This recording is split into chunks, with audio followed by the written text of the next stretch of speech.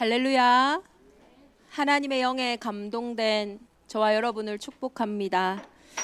우리 이 시간 앞뒤는 말고 옆에 분하고 함께 인사하겠습니다. 당신은 유업을 이을 자입니다.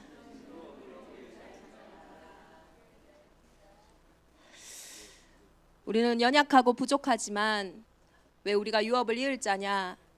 하나님은 살아계시고 지금도 말씀을 통해서 우리에게 역사하시고 그 말씀을 성취하시기 때문입니다. 저와 여러분이 오늘 누구에게 예배하는지를 아셔야 돼요. 시편 115편에 보니까요, 주의 이름에만 우리가 영광을 돌리는데 오직 우리 하나님은 하늘에 계셔서 원하시는 모든 것을 행하셨다고 하셨어요. 우리가 지금 예배하는 이 시간은 우상에게 하는 예배가 아닙니다. 우상들은 은과 금이요 사람의 손으로 만든 것이지만, 그래서 입이 있어도 말하지 못하고, 눈이 있어도 보지 못하고, 귀가 있어도 듣지 못하며, 코가 있어도 냄새 맡지 못하며, 손이 있어도 만지지 못하고, 발이 있어도 걷지 못하며, 목구멍이 있어도요 작은 소리조차 내지 못한대요. 이것이 사람이 은과 금을 통해 만든 우상이에요. 그런데 우리가 의지하고 우리가 바라보는 하나님은 지금도 살아계셔서 보좌에 자기의 자리를 두시고 자신의 뜻을 말씀을 통해 성취하고 계시는 거예요.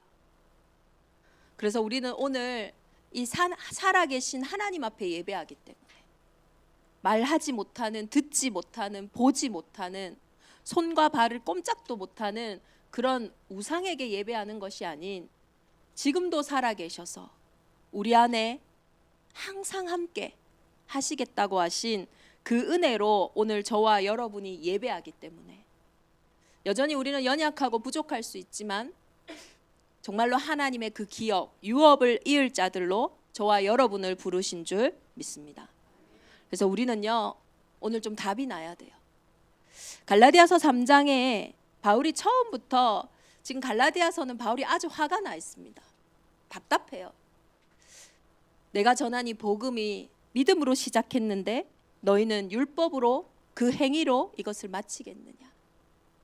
너희가 이같이 성령으로 시작하였다가 이제는 율법으로 마치겠느냐? 육신으로 이 일을 마치겠느냐? 어떻게 보면 강하게 이 갈라디아 교회를 나무라는 것처럼 보이죠. 근데 그 말은 이 갈라디아 교회가 지금 고민하고 있다는 거예요. 지금 이게 율법의 행위, 바울이 분명히 믿음으로 구원받는다 했지만 그래도 우리가 뭔가 할례를 받아야 되는 게 아닌가? 그래도 우리가 유대인의 이 율법을 따라야 되는 게 아닌가? 이 사이에서 다른 복음 속에 고민하고 갈등하고 있는 이 상태 속에 지금 바울이 이 편지를 쓴 거예요. 우리는 갈등 앞에서요 진지한 질문과 해답을 좀 회복해야 됩니다. 불신앙적인 의심과요 진지한 의문은 달라요. 불신앙적인 의심은 결국은 모든 것을 빼앗기고 도둑질 당하지만, 진지한 질문과 의문은요 저와 여러분의 영적인 성장뿐만 아니라 삶의 많은 막히고 묶인 것들로부터 해방과 승리를 가져다 줍니다. 그래서 질문하셔야 돼요.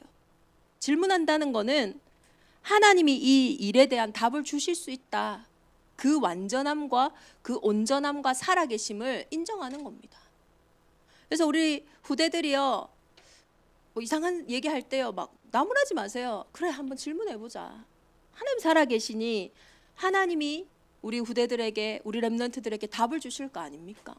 그걸 믿어야 우리가 하나님 앞에 나아갈 수 있지. 야, 그런 말 하지 마, 그건 틀렸어, 아니잖아요. 이번 한 주간 저와 여러분에게도 혹시 늘 신앙생활 하면서 갈등되고 고민되는 부분들이 있다면 그 속에 참된 질문과 해답을 통해 유업을 이을 자의 완전한 축복을 회복하시기를 예수 그리스도 이름으로 축원합니다. 이게요 성령의 인도를 받는 과정이에요. 의심하면서는요, 안 가는 게 차라리 나아요. 근데 정확한 성령의 인도를 받기 위하여서 바울은요, 늘 선교 여행을 할 때마다 뭘 합니까? 사도행전 13장 1절에서 3절에는요, 주를 섬겨 금식했어요. 왜냐? 하나님이 불러 시키시는 일을 확신하기 위해서. 이것을 해야 됩니까? 안 해야 됩니까? 하나님은 그런 어중간한 하나님이 아니세요. 정확하게 살아계시기 때문에 말씀으로 우리의 마음과 우리의 생각을요, 지키신다니까요. 바울이요, 금식이 중요한 게 아니에요. 금식하며 주가 불러 시키시는 일이 뭔지에 대해서 질문하고 집중했다라는 거예요. 사도행전 16장은 어떻습니까? 문이 막혔어요. 어떻게 하겠어요? 우리의 체질대로 하겠죠. 어떤 사람은 그 막힌 문을 향하여 원망하고 화를 내기도 할 거고, 어떤 사람은 그 막힌 문에 그래 내 인생이 이렇지 잘 된다 했어 낙심하고 무너질 수도 있겠죠. 그런데 그 막힌 문 앞에 바울과 바울팀은 드로아에서 그 밤중에 깊이 하나님께 집중했어요. 그때에 마게도냐의 한 사람이 와서 환상 중에 이리로 와서 복음 전하라. 완전히 아시아를 향해 가던 그 현장이 마게도냐, 유럽의 새로운 시작의 문이 열렸다라는 거예요. 저와 여러분이 하나님의 자녀가 맞고 하나님이 살아계시다면 우리의 막힌 문은 하나님이 새로운 길을 열어가시는 전환점인 줄 믿습니다. 문제는 내가 그것을 볼 수 있는 상태냐 이거죠. 내가 그것을 기다릴 수 있는 힘이 있냐 이거죠. 사도행전 19장에 로마도 보아야 하리라. 바울이 누구길래 초대교회가 어떤 현장이기에 로마를 볼 수 있습니까? 우리 대정 임마누엘교회가 어떤 교회길래 우리가 이 제주 70만을 살리고 전 세계 땅끝을 향해 갈 수 있습니까? 사실 불가능해요. 그런데 그들은 알았어요. 성령이 역사하셔야 된다는 거. 그래서 로마 복음화의 중요한 시간표를 앞두고 성령이 일하실 수밖에 없는 그 집중 오로지의 전혀의 기도의 시간 속으로 들어간 겁니다. 진지한 우리의 질문과 의문 속에 정확한 성령의 인도가 시작되어지는 이번 한 주간 되기를 예수 그리스도 이름으로 축원합니다. 한 번밖에 없는 인생인데 하다 안 되면 말지. 그렇게 살면 안 되잖아요. 그런 소중하지 않은 인생이 아니잖아요. 정확하고 확실하게 될 수밖에 없는 것을 붙잡고 가야 되잖아요. 믿음에 대해서 세상에서 이렇게 표현한 게 있더라고요. 어떤 한 마을에서는 늘 비가 안 오면요 기우제를 지내러 산으로 간대. 그런데 한 아이가 우산을 들고 그 기우제를 올라가기 위해 모인 거예요. 어른들은요 그냥 덜렁덜렁 기우제 지내면 비가 올 것을 믿고 내려올 때는 우산 들고 가야 되는데 어른들은 덜렁덜렁 그냥 가는데 한 아이가요 우산을 들고 가는 거예요. 그것을 믿음이라고 표현해놨더라고요. 저와 여러분이 오늘 하나님이 정말 내게 역사하시기를 원하고 기도하면서 질문하면서 불신앙적인 의심은 절대로 응답이 올 거라 생각하지 않아요. 그래서 우산 안 들고 갑니다. 그런데 진지한 의문을 가진 자들은 하나님이 답을 주실 걸 알기 때문에 그 믿음으로 나아가는 겁니다. 그래서 믿음은 바라는 것들의 실상이요 보이지 않는 것의 증거라고 하셨어요. 선진들이 저와 여러분의 앞선 믿음의 선배들 조상들이 무엇으로 증거를 얻었습니까? 이 믿음으로 증거를 얻었어요. 누가 유업을 잇습니까? 이 유업을 이을 자라는 말씀을 내게 주셨음을 확신하는 현장들마다 그 믿음의 역사가 일어날 줄 믿습니다. 그래서 우리는 이 성령의 인도를 두고요 좀 현실 넘어서 어떤 중요한 사실들 또 그런 사실들을 넘어서는 진실들 그러나 그 속에 있는 영적인 사실과 하나님의 계획을 볼 수 있는 눈이 있어야 돼요. 현실적인 건 뭡니까? 야 이제 예수 그리스도 십자가 못 박혔다. 그것도 가장 로마의 극형인 십자가형을 받았으니 이제 더 이상 여기에는 내 미래가 없다. 내 소망이 없다. 그래서 베드로가 도망간 거 아닙니까? 그래서 12 제자들이 흩어진 거 아닙니까? 그게 현실이에요 십자가가. 그런데 그 안에 있는 진짜 사실은 뭡니까? 예수님의 그 십자가 처형의 진짜 사실과 진실은요 유대인들이 그 예수님이 잘했다 못했다 이런 부분이 아니에요. 그냥 예수가 싫은 거예요. 왜 싫어요? 자신들의 이익과 손해 속에 문제가 되니까요. 자신들의 갖고 있는 그 이익에 피해가 되니까요. 또 떠난 사람들, 제자들은 왜 그렇습니까? 자기 인생 손해볼까 봐, 미래 망가질까 봐. 그게 진짜 사실 아닙니까? 그게 진짜로 힘든 거 아닙니까? 그러니 예수님을 십자가에 못 박였던 그들이 결국은 자신들이 성전에서 늘 성전세 취득하고 늘 그곳에서 양과 염소 팔아서 취하던 이득이 예수 때문에 다 사라질 것 같으니까. 그러니까요, 예수를 죽인 거 아닙니까? 단 한 번이라도 그 진리 앞에 귀 기울이고 싶지 않았잖아요. 그렇다면 그것은 창세기 3장에 있었던 내가 보기에 먹음직하고 내가 보기에 좋고 내가 보기에 탐스러웠던 그 나중심의 결과 아닙니까? 그러나 그 속에 놀라운 하나님의 계획이 있습니다. 인간들의 연약함이었지만 하나님은 십자가의 그 가장 도를 통하여서 무너진 것 같지만 망한 것 같지만 그것을 통해서 구원을 얻는 최고의 길과 능력을 회복하셨어요. 그래서 십자가의 도가요, 참 역설인 거예요. 아이러니한 겁니다. 멸망하는 자들에게는 미련해 보이지만 구원을 얻는 자에게는 하나님의 능력이잖아요. 지금도 마찬가지입니다. 내 현실 문제가 망하는 게 맞습니다. 멸망한다면. 그러나 구원을 얻는 자에게는 그 일 속에 하나님의 능력이요 회복되는 거예요. 저희 어릴 때 현실은요, 우리 가정이 너무 이렇게 어렵더라고요. 우리 부모님은 안 맞아요. 가정이 안 맞고 하니까요, 뭐 여러 가지 일들도 안 되죠. 근데 사실은 뭐냐면 일단은 뭐 늘 싸우는 게 드러나지만 싸운다는 말은 우리 부모님이 안 맞다는 거예요. 서로 생각하는 게 다르고. 제가 기억나는 사건이 그냥 부모님이 싸운 거다 이게 아니라 그 싸우게 된 이유가 있어요. 저희 아버지는 좀 전화를, 그때는 핸드폰이 없잖아요. 집으로 전화가 오는데 사업을 하시는 분이니까 약간 집에 와서 안 받고 싶은 전화들이 있는 거예요. 뭐 어떤 전화겠어요. 뭐 대금을 빨리 결제해 줘야 되는 이야기라든지 뭔가 자신이 조금 불편한 이야기를 해야 되는 거는 전화를 안 받고 싶어요. 그러니까 나 없다고 해라 이렇게 하시거든요. 근데 저희 어머니 성품은 어떠냐면은 거짓말은 죽어도 못해요. 있는 사람을 왜 없다 하냐. 그래서 전화를 바꿔줘요. 그럼 전화 끊고 나서 전쟁이 나는 거예요. 이게 단순히 전화를 안 받은 사건이 아니에요. 그 속에 있는 사실이 있고 진실이 있잖아요. 그래서 저는 전화 울리면 제가 그냥 받아버려요. 저도 거짓말하기 불편하지만 엄마 아빠 싸우는 게 더 불편한 거예요. 근데 이 속에 하나님의 계획이 있었어요. 그 가정의 문제를 통해 저는 가정을 무너뜨리고 가정을 분리시키고 가정을 이간질시키는 사단의 일을 봤어요. 그 일을 통해 엄마도 아빠도 나도 결국은 이 창세기 3장의 영적인 문제의 피해자임을 봤어요. 그래서 슬픈 게 아니라, 그래서 아픈 게 아니라, 그래서 저는 복음을 깨달았어요.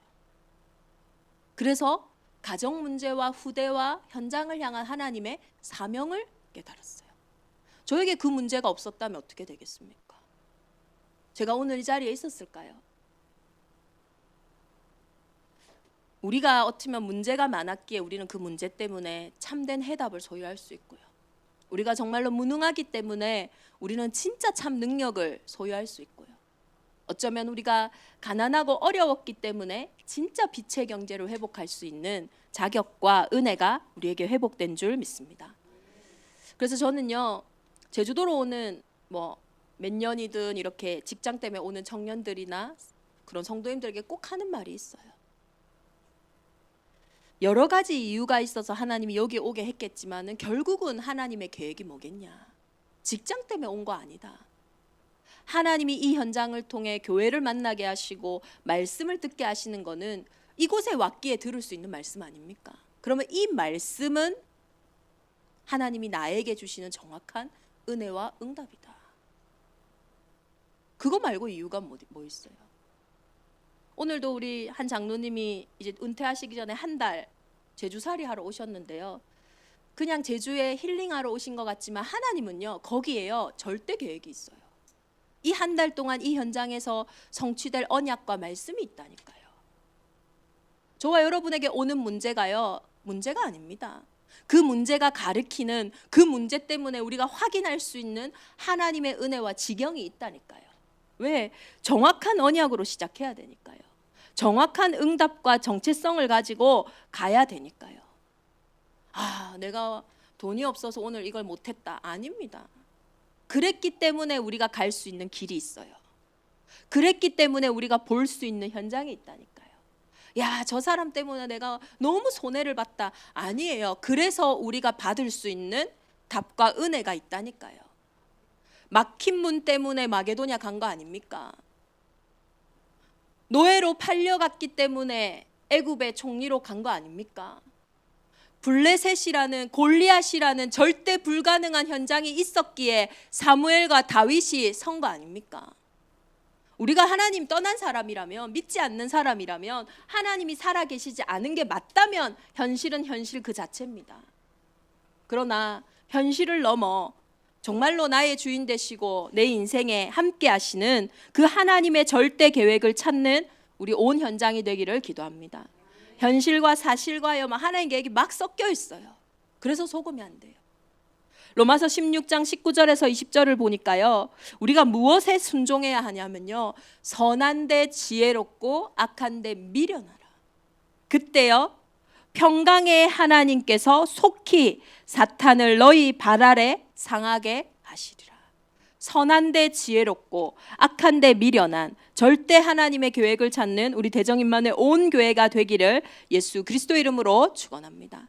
그래서 오늘 본론에요, 이 유업 2일자 아브라함의 복을 우리가 회복하는 최고의 은혜가 있기를 기도합니다. 우리는요, 누굽니까? 오늘 본문에는요, 너희가 그리스도의 것이면 아브라함의 자손이라고 했어요. 저와 여러분은 믿음의 조상 그 아브라함의 후손입니다. 아브라함의 절대 불가능한 문제가 뭔지 아십니까? 아브라함이 절대 내가 누군지를 찾지 못했던 문제가 뭡니까? 자녀 문제 아닙니까? 상속자가 없는 거, 자신의 유업을 이을 자가 없는 거, 이게 아브라함이에요. 절대 불가능한 문제였어요. 여러분의 절대 불가능한 문제 뭡니까? 본토 친척 아비 집을 떠나 하나님이 지시한 그 가나안까지 따라가면서도 이게 안 믿어지니까 조카 롯을 데리고 갔잖아요. 조카 롯이 믿음입니까? 불신앙입니까? 우리는 대답할 수 있잖아요. 사실은 조카 롯의 문제도 아니고 사실은 그 불신앙이 진짜 문제였던 거죠. 신앙생활도 다 하는데, 예배도 드리는데, 기도도 하는데 늘 내 옆에 조카 롯이 있는 거예요. 그때는요, 하나님이 역사하실 수가 없어요. 그래서 하나님이 여러 가지 상황을 통해 내 조카 롯을 내보내는 그 믿음의 여정을 가게 하시는 거예요. 창세기 15장 4절에서 6절을 보니까요, 하나님이 그 낙심한 조카 롯을 떠나 보내고도 갈등하고 있는 아브라함을 찾아오세요. 정확하게 말씀하세요. 상속자가 없다는 아브라함에게 네 몸에서 날 자가 네 상속자가 될 거다. 그뿐만이 아니다. 하늘을 봐라. 무별이 얼마나 많냐. 이 별과 같이 너의 자손이 이렇게 될 거다. 아브라함이요, 그거 믿었어요. 아브라함이 여호와를 믿으니 여호와께서 그를 의로 여기셨어요. 그런데 창세기 16장에 보니까요, 이 자녀가 안 생기니까 사레가요, 이 상속자가 필요하잖아요. 이젠 조카 롯도 없고, 그러니 자신의 종 하갈을 자신의 남편에게 내어주며 이야기합니다. 하나님이 내게 출산을 허락하지 아니하셨으니. 맞습니까? 분명히 하나님은 네 몸을 통해 상속자를 주겠다 했는데 하나님이 내게 출산을 허락하지 않았으니 내 여종 하갈에게 들어가라요. 불신앙도 불신앙이지만 우리는 또 육신이잖아요. 뭐 거절할 이유가 없겠죠. 이 아브라함이 사라 말을 늘 잘 들었는지 모르겠지만 이때는요, 아브라함이 사라의 말을 듣고 하갈에게 이스마엘을 얻습니다. 결국은 그 이스마엘이 불신앙의 열매가 계속 오는 거 아닙니까? 창세기 17장에 보니까요, 할례의 언약을 하시면서 하나님이 또 아브라함에게요 복을 주시면서 얘기하세요. 너는 더 이상 아브람이 아니다, 아브라함이다. 열방의 아비가 되게 할 거야. 너의 아내 사레는 사레가 아니다, 열국의 어미가 되게 할 거다. 그러면서 정확하게요, 내가 사라에게 복을 주어 그가 내게 아들을 낳아주게 하겠다. 그러면서 이름도요 정해줘요. 이삭이라고 해라. 그런데 창세기 17장 17절 18절에 아브라함이 엎드려 웃으며 마음속으로 이렇게 얘기합니다. 100세 된 사람이 어찌 자식을 낳을까? 사라는 90세니 어찌 출산하리요? 아브라함이 이에 하나님께 아뢰되 이스마엘이나, 내 아들 이스마엘이나 하나님 앞에 살기를 원하나이다. 계속 반복적으로 하나님은요 언약을 말씀하시거든요. 여러분의 불가능한 그 문제에 하나님 계속 말씀 안 하십니까? 근데요 안 믿어져요. 마음속으로 웃으면서 어찌 내게 자식을 주겠습니까? 창세기 18장에는요 하나님이 드디어 정확한 때와 시기를 말씀하십니다. 내년 이맘때 내가 반드시 내게로 돌아오리니 내 아내 사라에게 아들이 있으리라. 장막문 밖에서 듣고 있던 사라가요 말이 안 되니까요. 아브라함은 늙었고 나는 이미 생리가 끊겼는데 사라가 속으로 웃으면서 얘기해요. 내가 노쇠하였고 내 주인도 늙었으니 내게 무슨 즐거움이 있으리요. 현실만 보면요 우리도 이렇게 가는 거예요. 당연한 겁니다. 그런데 그 뒤에 숨겨져 있는 영적 사실을 봐야 돼요. 왜 하나님이 아브라함을 찾아오셔서 가나안으로 가라 하셨는지, 그 길에 가는 아브라함에게 어떤 축복을 주시겠다고 약속하셨는지, 이것은 단순히요 아브라함이 이렇게 생각하고 사라가 저렇게 생각한 문제가 아니에요. 아브라함과 상관없이 아담 이후 모든 아담의 후손, 모든 사람에게 태어날 때부터 이미 와 있는 하나님의 말씀이 믿어지지 않는 죄의 문제, 그 불신앙의 문제, 영적인 문제예요. 이게 아브라함에게는 자녀 문제로 드러난 거죠. 더 정확하게 이 문제 앞에는요 하나님의 계획이 들리지가 않아요. 저와 여러분에게는 무엇이 이런 문제입니까? 이 문제는, 이 상황은 오면요 안 믿어져요. 왜 그럴까요?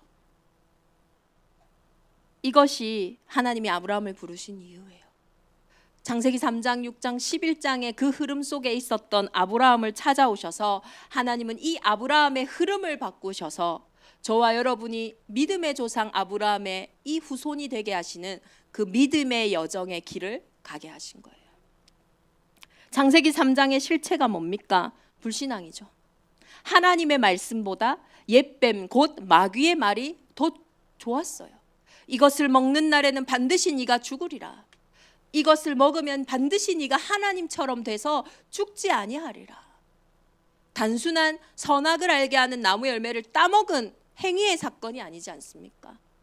누구의 말을 믿냐, 누구의 말을 믿지 않냐, 결국은 죄와 죽음과 믿음과 생명, 그 문제 아닙니까? 그 결과 먹음직하고 보암직하고 탐스러운 것을 먹은 그 결과 인생에는요 영원한 죽음의 배경, 지옥 배경이 들어왔어요. 그래서 그 죽음의 권세에서 다가오는 저주와 재앙을요 우리는 막을 수가 없는 거예요. 어느 날 갑자기 내 인생에 닥쳐오는 사건 사고 앞에 우리는요 무기력해질 수밖에 없는 거예요. 그 재앙과 저주 속에 늘 수고하고 무거운 짐을 지고 살아갈 수밖에 없어요. 그런데 참 이상하죠. 아, 이 길이 아니구나 하면 돌아와야 되는데 이게 죽은 문제니까요 어려워도 근본으로 돌아가기는커녕 더 점점 하나님과 천국과 행복과 평안과 점점 더 멀어지는 거예요. 시간 갈수록요 더 흑암과 혼돈과 공허입니다. 돌아가지는 못하지만 막 시달리니까요 발버둥을 치지 않습니까? 잠시 괴로움 시달림을 잊어보려고 내가 좋아하는 거, 내 마음 편한 거, 그거 하잖아요. 그게 창세기 6장 네피림의 육신의 문제예요.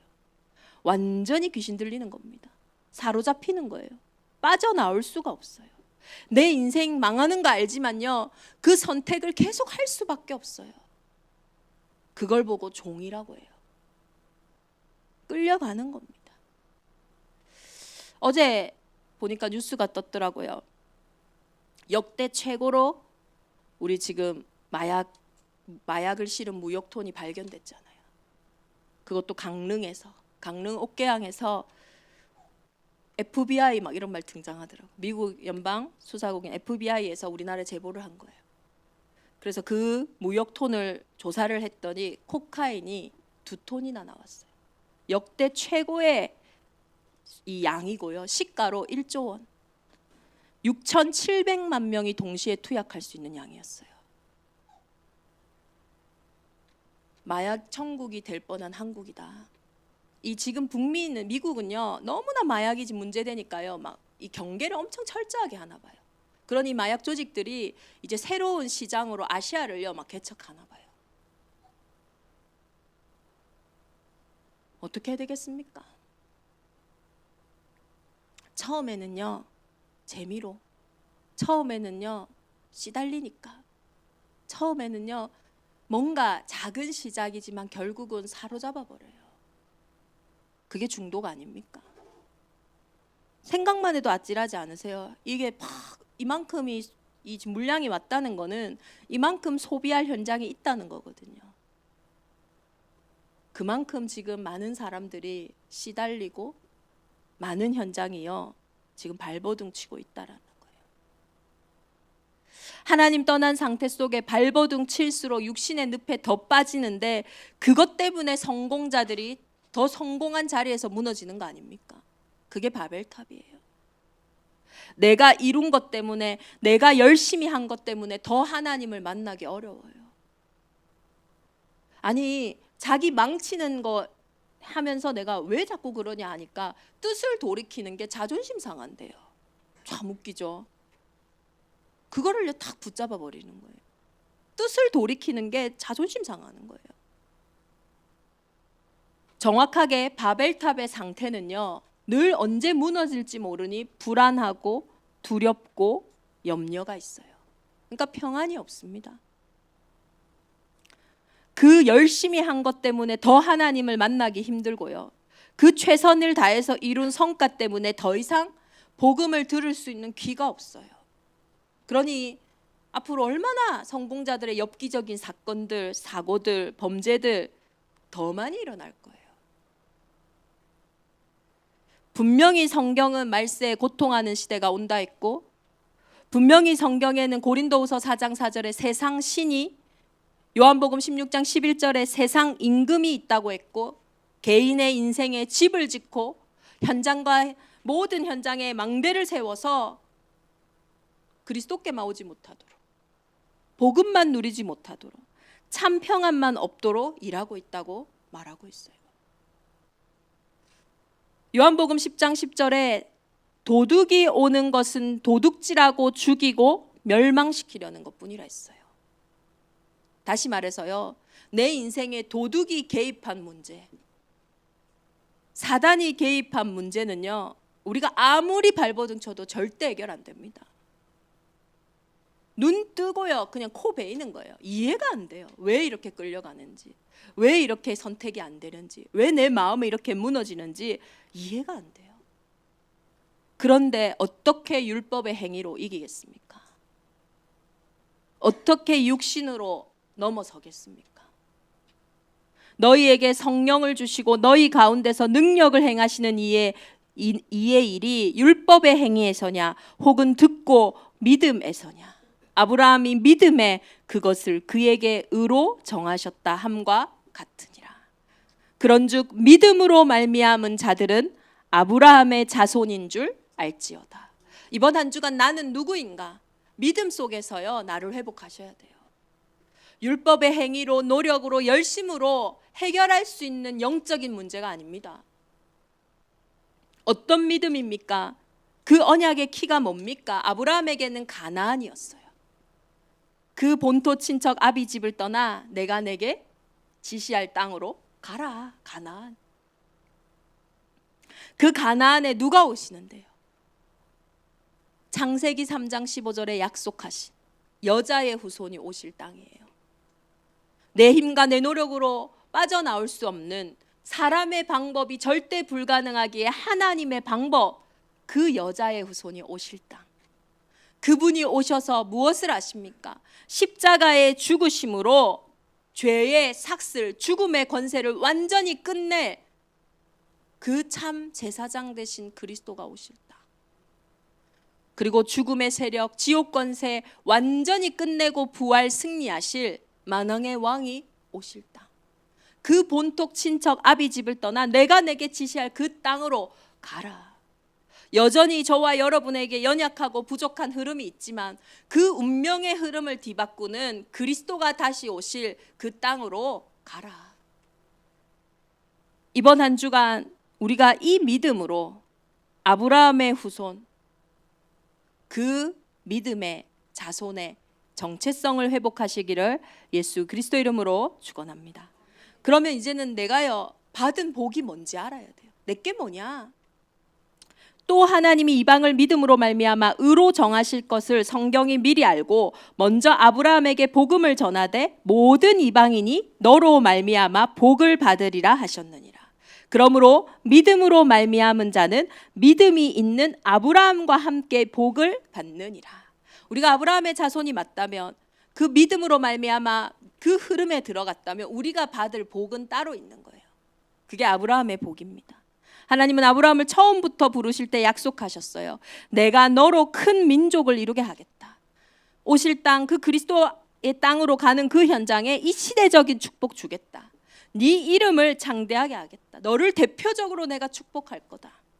너는 복을 따라가는 인생이 아니라, 운명에 끌려가는 인생이 아니라 너가 가는 곳이 복이 되어지는 근원적인 축복을 주겠다. 세상은 너무나 시기하고 분리하고 이간질시키는 그 죽이는 싸움이 계속되고 있기 때문에 너는 살리는 싸움 속으로 가라. 그 영적 싸움 해라. 불가항력적인 축복 주겠다. 너를 축복하는 자에게 내가 복을 내리고 너를 저주하는 자에게는 내가 저주하리니 땅의 모든 족속이 너로 말미암아 복을 얻을 것이라. 그 기념비적인 축복을 이 믿음의 여정을 가는 저와 여러분에게 허락하셨어요. 나를 이렇게 축복하시고요, 우리의 산업의 현장을, 우리 교회를요, 우리 후대들을요, 이 축복을 가지고 믿음으로 기도하고 회복하시기를 바랍니다. 우산을요 들고 가셔야 돼요. 주실 거니까요. 그게 바로 믿음의 때입니다. 결론적으로 바울이 계속 얘기하는 게 뭐냐면요, 믿음이 오기 전에는 우리가 율법 아래 매인 바 되었지만, 믿음의 때까지는 우리가 그곳에 갇혀 있었지만, 믿음이 오고 나서는 우리는 종이 아니라 아들이다. 아들이면 하나님으로 말미암아 유업을 받을 자이다. 이 하나님의 유업을 받은, 이 그리스도 안에 감추인 것을 회복하는 유업을 이을 자의 축복이 오늘도 저와 여러분에게 있기를 기도합니다.